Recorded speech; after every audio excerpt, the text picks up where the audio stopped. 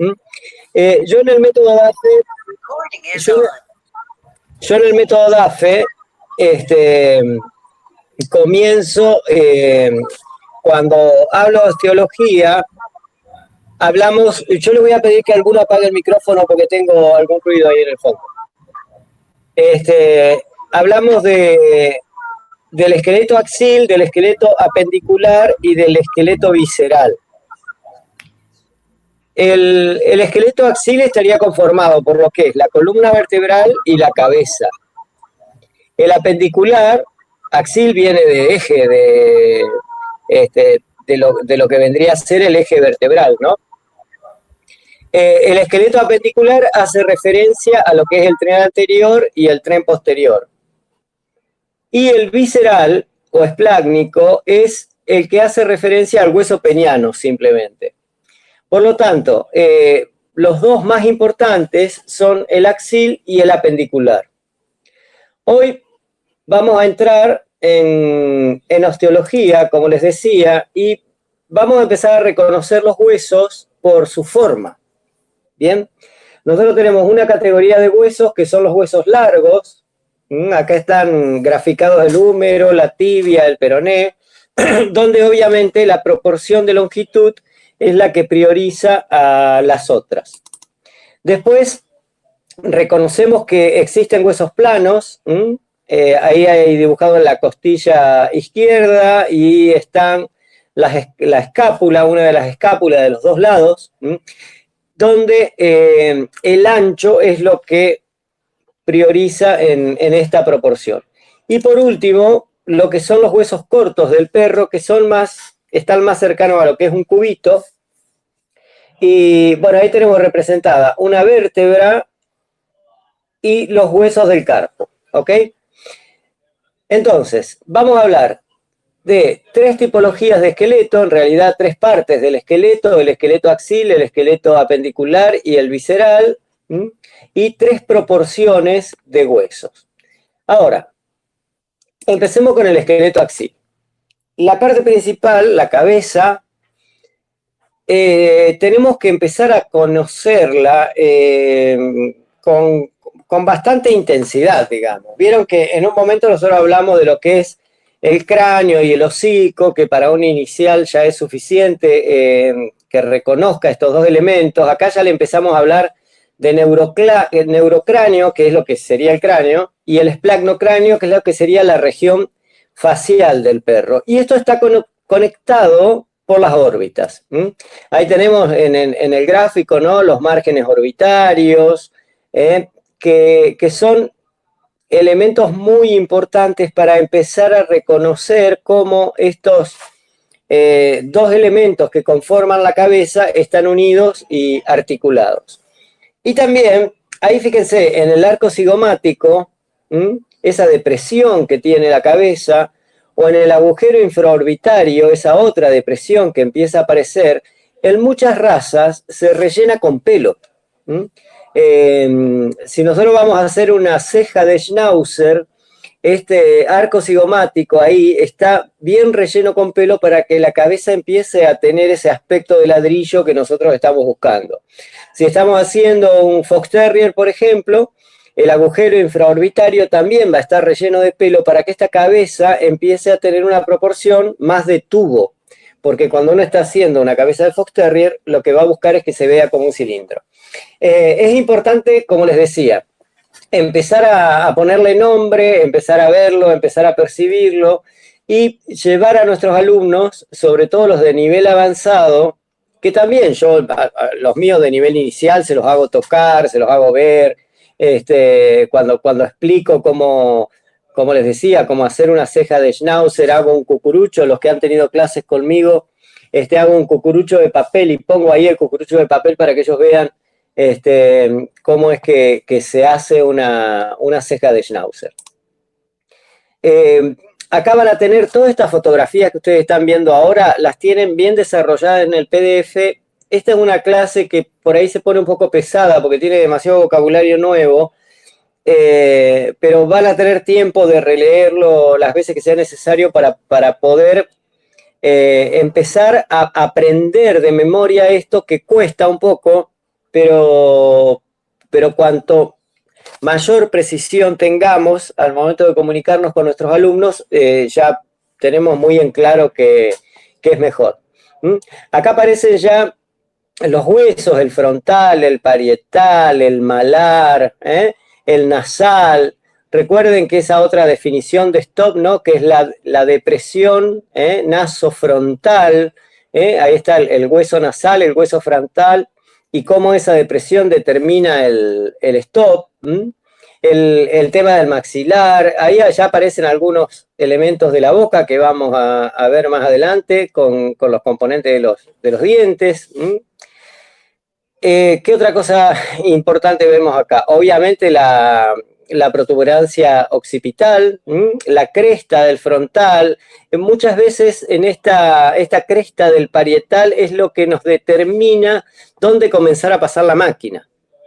Cuando nosotros hacemos peluquerías de caniche, muchas veces las peluquerías comerciales, o peluquerías de shih tzus, de mantos de pelo largo, comenzar a pasar la máquina justo acá en la cresta occipital, queda muy bien y queda muy prolijo. Así que ese es un punto muy, muy importante que no muchas veces se habla en peluquería canina, ¿no? Siempre nos quedamos con el occipital, con el stop, y ya nos parece que eso es suficiente.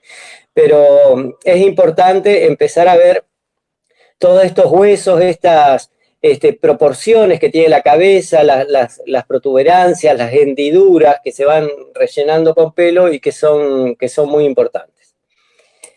Bueno, la próxima imagen, fíjense qué bien que se ve acá en estas dos calaveras de perro, lo que eran las relaciones proporcionales de la región esplátnica y de la craneal. Como les decía, cuando habíamos hablado de braquicéfalos, dolicocéfalos, y hoy estoy medio atontado, discúlpenme que me falta el otro, el mesocéfalos, hablábamos de este tipo de proporción. Fíjense acá como la depresión nasofrontal se hace muy, muy pronunciada en este perro prognata. Acá nos está mostrando la mandíbula inferior, cómo avanza sobre la superior, y cómo en esto es mucho más suave en este otro cráneo que es, no sé, yo lo que lo veo tan desnudo, no sé si decirles que es un mesocéfalo, me parece más que un dolicocéfalo, ¿no?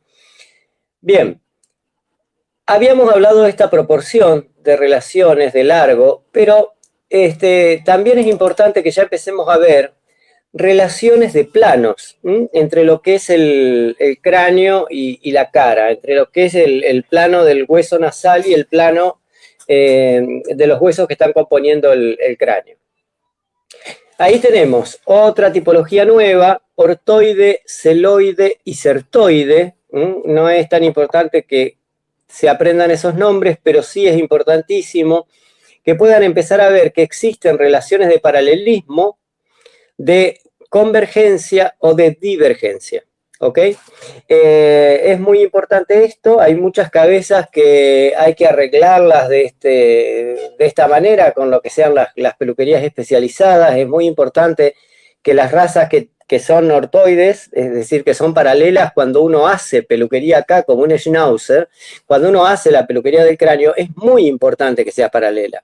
Entonces, muchas veces cuando uno peluquea los cráneos, o cuando peluquea las áreas del hocico o las radiales del stop, es muy importante para conseguir. Yo en mis Springer, por ejemplo, siempre saco mucho pelo de acá, del área del stop, para conseguir mejor paralelismo en el momento de la expresión con la peluquería.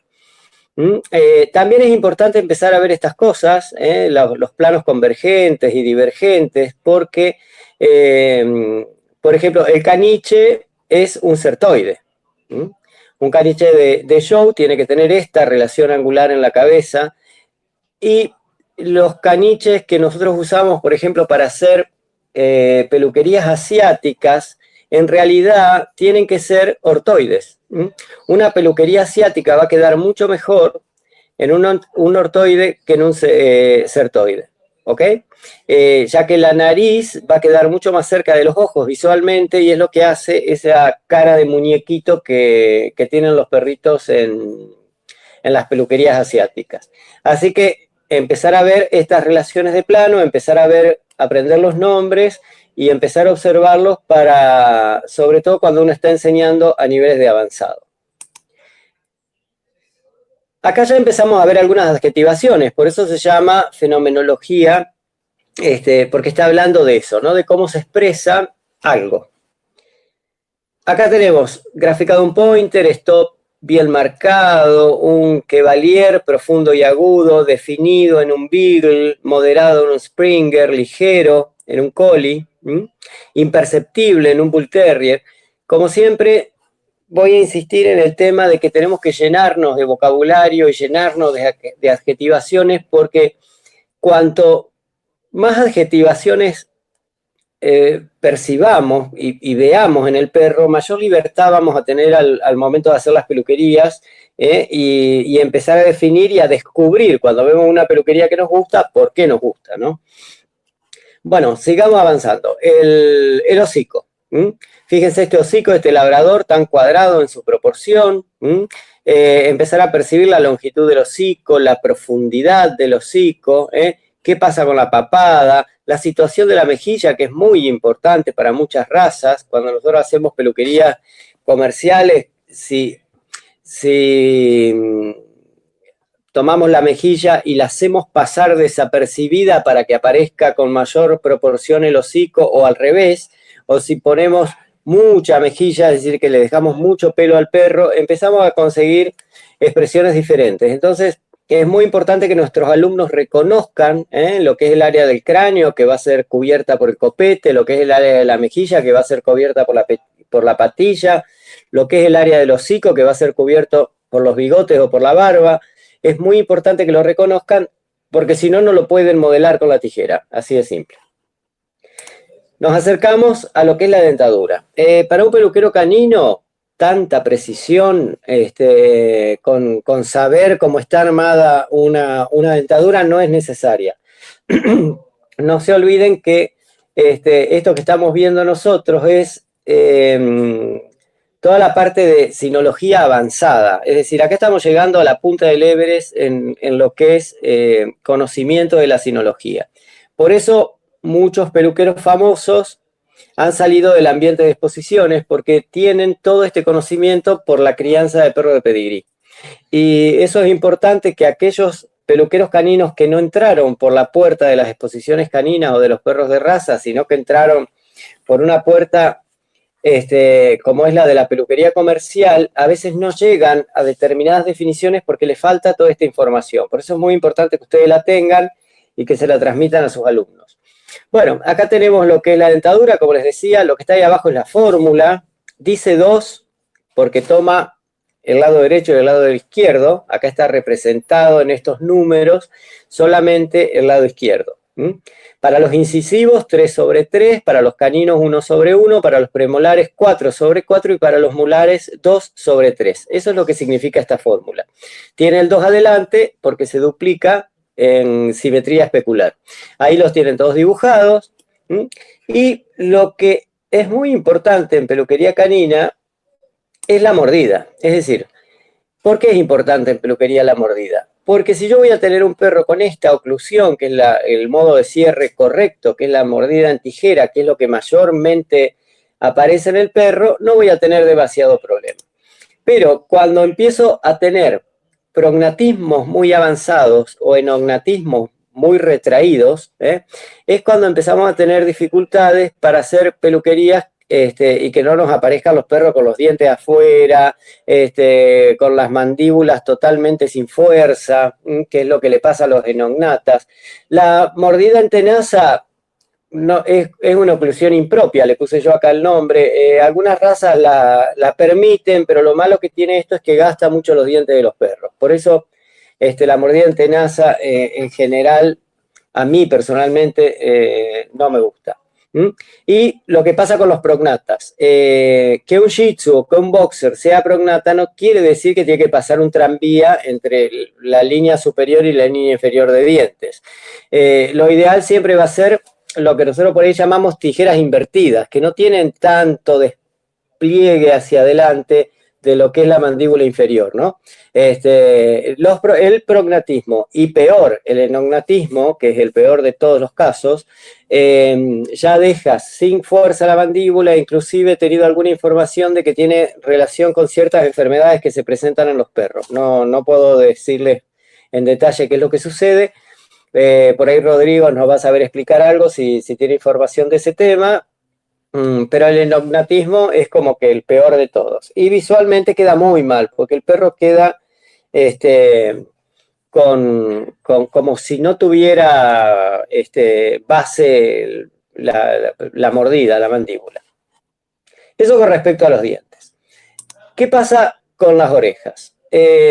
Uno no sé si muchos de ustedes le han prestado atención, pero las orejas nosotros podemos acercarnos a ellas desde 6 enfoques diferentes, ¿no? ¿Cómo es el porte?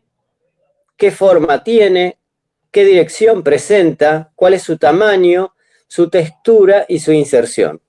De inserción de oreja algo hemos hablado ya, ¿eh? Es importante que los alumnos reconozcan las inserciones, es muy importante que reconozcan el porte. Bien, todos los perros que tengan porte erecto, como acá el pastor alemán, hay que tener mucho cuidado al momento que uno los baña. Fíjense el pastor alemán y el chihuahua, que tienen los dos porte erecto, pero que la dirección es diferente. Divergentes son en el chihuahua, fíjense las puntas cómo van hacia afuera. Si uno traza en el triángulo de la oreja la mediatriz, las orejas del chihuahua están abiertas, como si fuera un murciélago. Y las del pastor alemán son más derechitas y más paralelas. Eso es lo que se busca también en los Siberian Huskies, en los Pomeranias. Eso es muy importante de ver. Y en algunas razas, como Westie o como Yorkie, podemos orientar la oreja con la peluquería que le hacemos. Bien, uno generalmente agarra un Yorkie o un Westie, le pasa la máquina y pela la oreja, y el Westie al final tenía la oreja para afuera. Entonces, yo siempre trato, cuando hago orejas de Westies o de Yorkies, que el perfil interior, el que va hacia el eje central de simetría de la cabeza del perro, siempre le dejo más pelo. Entonces, recorto este lado de la oreja bien en contra y siempre dejo más pelo del lado de adentro para que la orejita se me meta más adentro de la cabeza y hace una mejor expresión. Por eso les digo, son detalles que cuando uno empieza a hacer peluquería con muchas ganas, son importantes. Otras cuestiones, orejas semierectas y semicaídas, vamos a llamar semierectas a las que tienen el último tercio doblado. Exacto. Y vamos a llamar semicaídas a las que tienen el primer tercio parado y los otros 2 tercios para abajo. ¿Ok? Eso lo van a ver bien en los apuntes cuando se detengan a leerlo. Podemos hablar de tercios o podemos hablar de cuartos, depende de la bibliografía. Algunos dicen un cuarto y otros dicen un tercio. Y después tenemos la longitud de las orejas. ¿Ok? Se entiende que la longitud de las orejas, cuando son cortas, no llegan a lo que sería la comisura del labio. Ese es el punto para un largo de oreja media. Cuando la oreja es media, llega a la comisura. Si no llega a la comisura, es corta. Si sobrepasa la comisura y lo ideal que llega hasta la nariz, o algunas razas piden que pase la nariz, ahí es cuando hablamos de orejas largas. Con respecto a la textura, es qué tan gordita sea, si es afelpada, si es seca, si es finita, si es gruesa. Esas son cuestiones que se hablan en los estándares de la textura. Y algunas orejas especiales como esta, la en rosa, que aparece en Whippet o aparece en Bulldog, que son orejas retorcidas.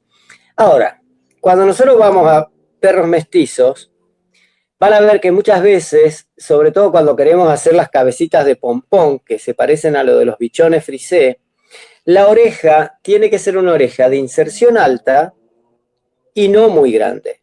Una oreja chica tiene el bichón frisé. Eso es lo que le permite al bichón frisé terminar con esa cabeza de esfera. Muchas veces vienen perros que son de raza no definida y tenemos orejas asimétricas.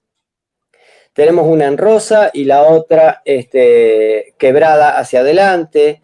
Tenemos orejas que no tienen inserción alta y que tienen inserciones demasiado bajas y nos cuesta muchísimo poder hacer la bocha.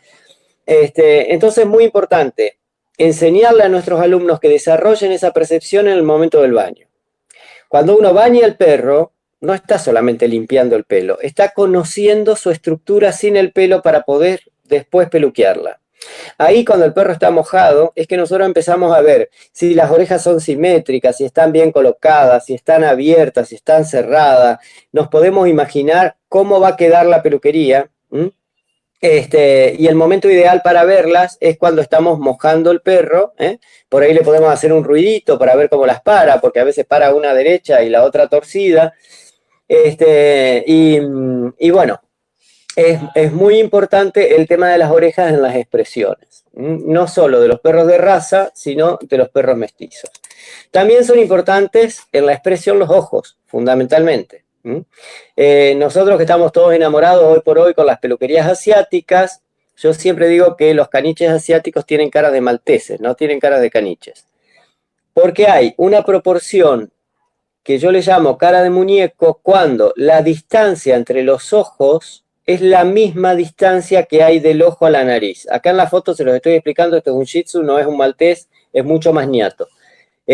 No tiene esa proporción. Acá es como si estuvieran alineados los ojos.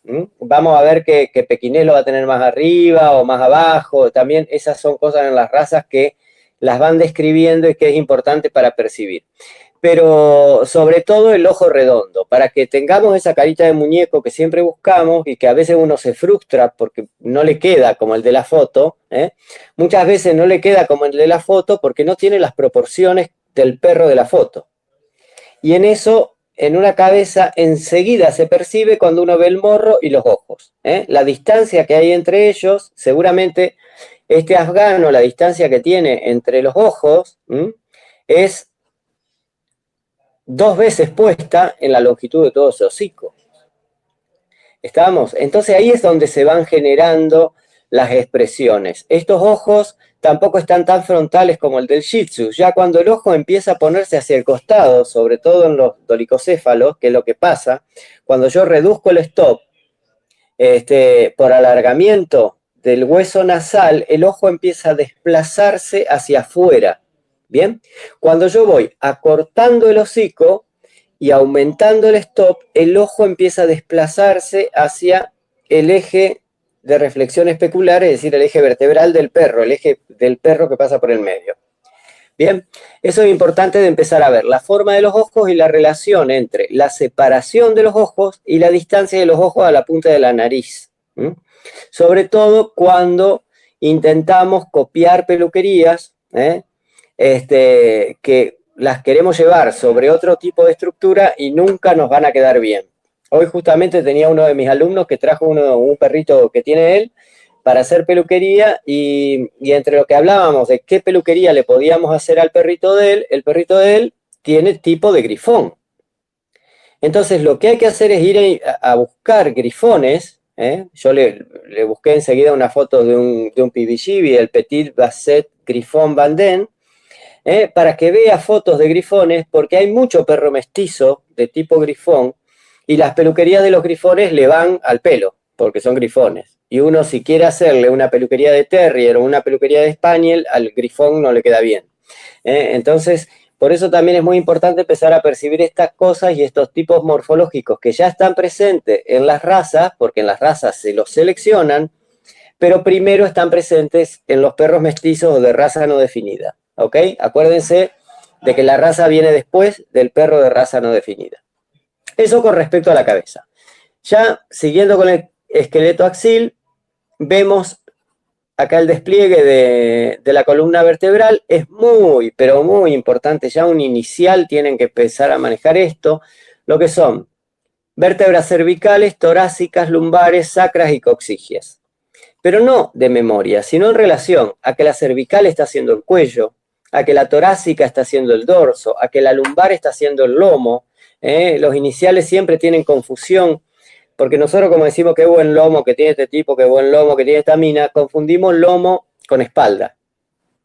Entonces, lomo es la cintura.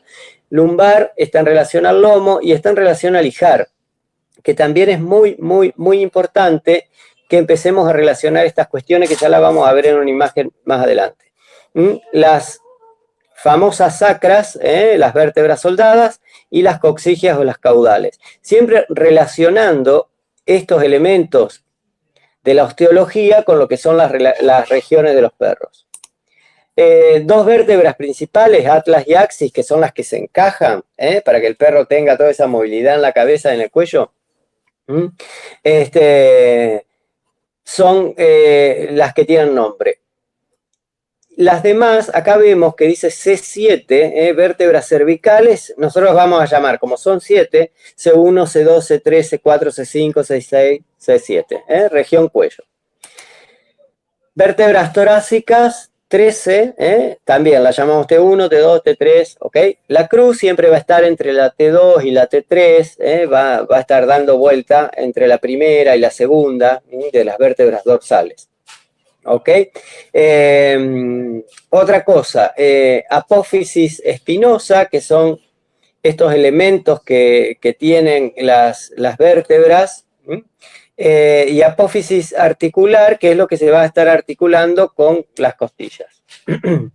Como les decía, bueno, tienen 13 y conforman el dorso. ¿Qué pasa con las lumbares?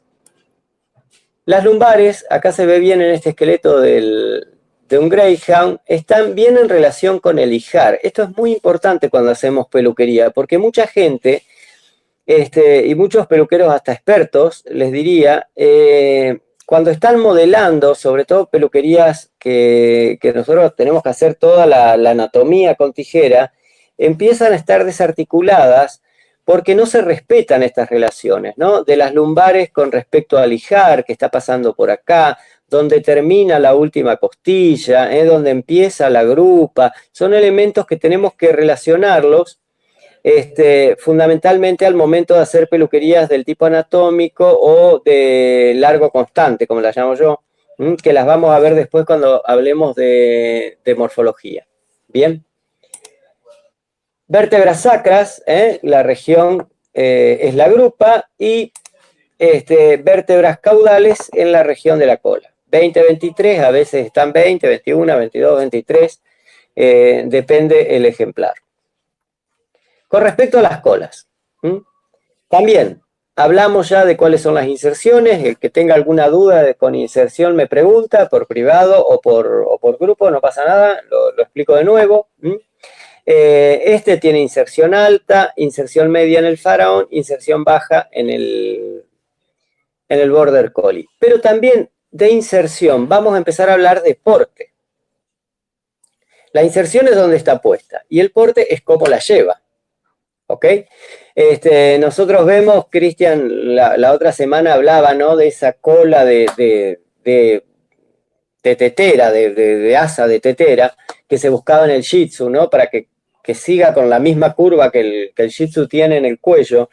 Es muy importante ver el porte de la cola del perro al momento de hacerle peluquería, porque según cómo lleve la cola, nos va a quedar el pompón o no, si lo vamos a poner más adelante, más atrás, más retraído, cómo lo corto. Por ahí estiro la cola para hacer un pompón de un perro de estos medios mestizoides que nos llegan, y después cuando lo bajo al perro al piso, el pompón me queda en otro lado, porque al final el perro llevaba la cola enroscada. Entonces es muy importante ver el porte de cola de los perros, no solo en los perros de raza, porque vamos a tratar de buscar el porte ideal que el estándar pida, sino en los perros mestizos, que depende cómo lleven ellos naturalmente la cola, nosotros tenemos que tomarnos maña para peluquearlos. Sobre todo pasa con el tema de los Shih Tzus, que tienen colas altas y no enroscadas, acá como estoy marcando en el Akita, sino como de asa de tetera que habíamos dicho, pero algunos la tienen plana sobre el dorso,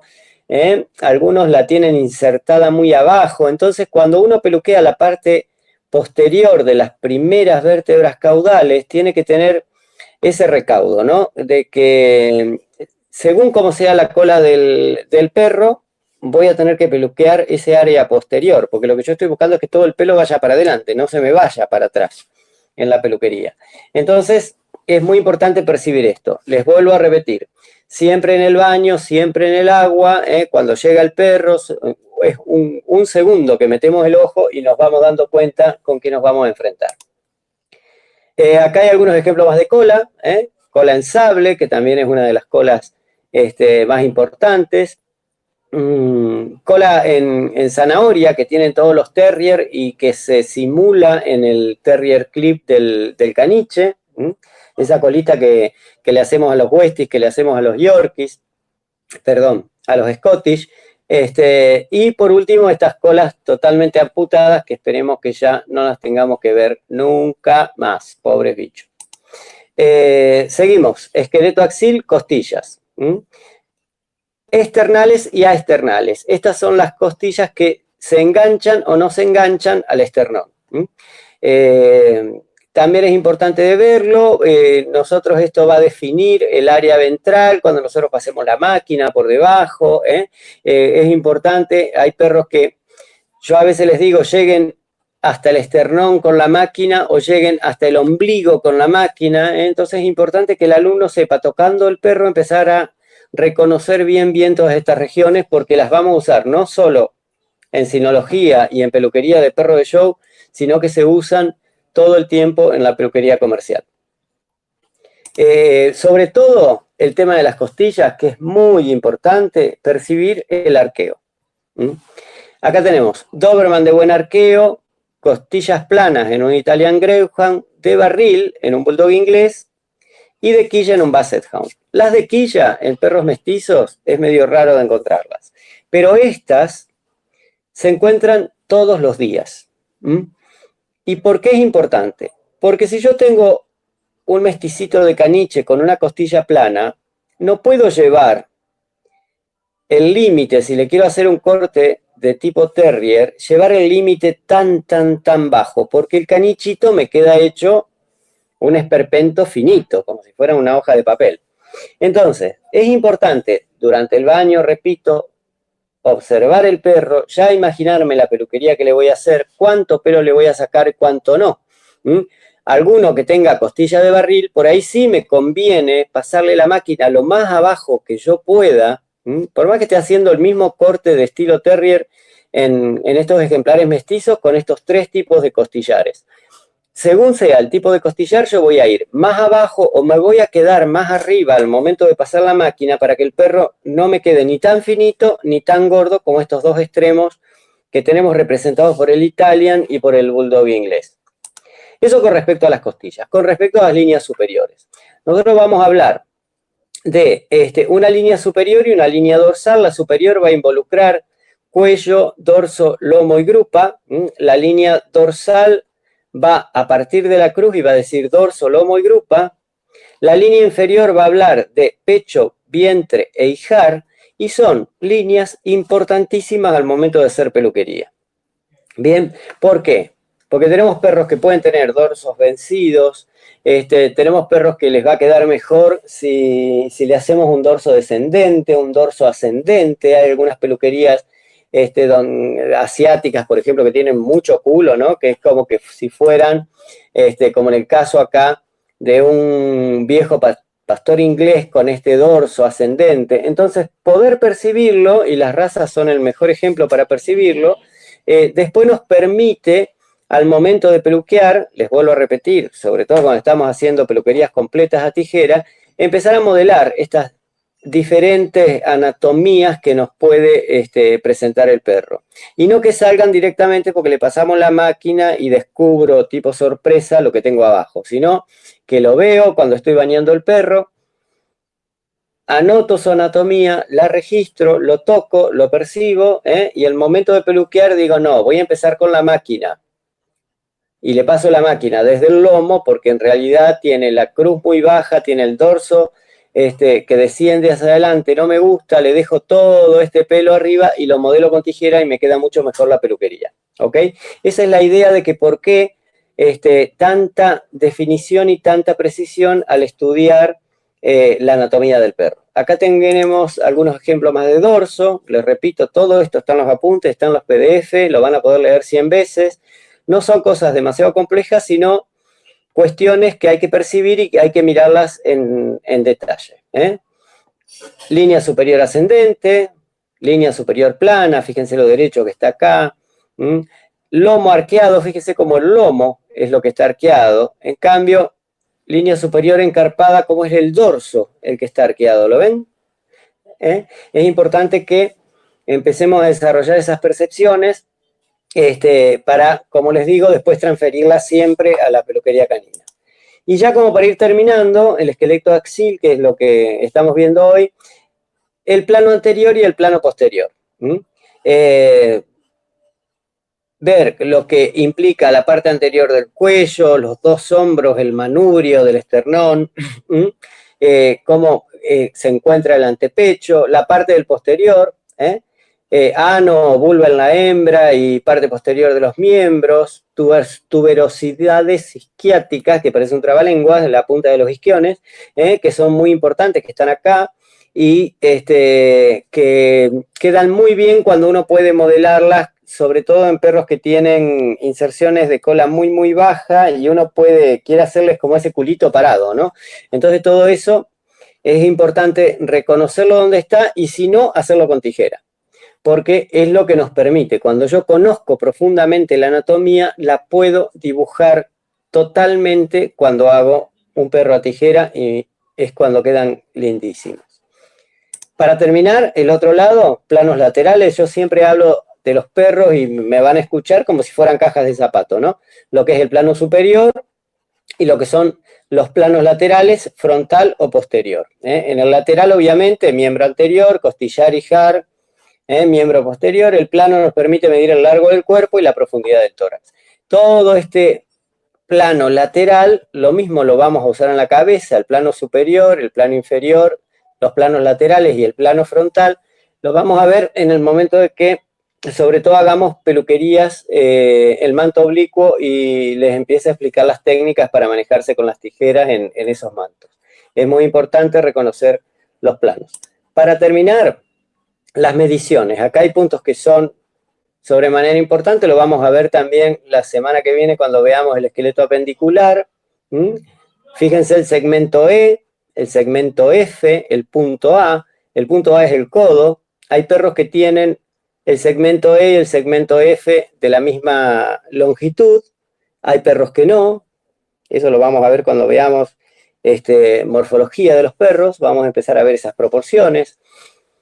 La cuestión del largo del perro que se toma desde la articulación del hombro o desde la punta del antepecho hasta los isquiones, y lo que es la longitud de la caja torácica y la longitud del lomo. Son cuestiones muy importantes para ver, no solo para medir el perro, esto se usa por ahí para medir los perros por los estándares, a ver si entran o no entran en los estándares, sino para el peluquero canino, reconocer estos puntos que son clave y que los vamos a utilizar muy, muy a menudo para hacer peluquerías de calidad. ¿Ok? Bueno, ya no los reviento la cabeza con más datos hoy y charlemos un rato de todo esto.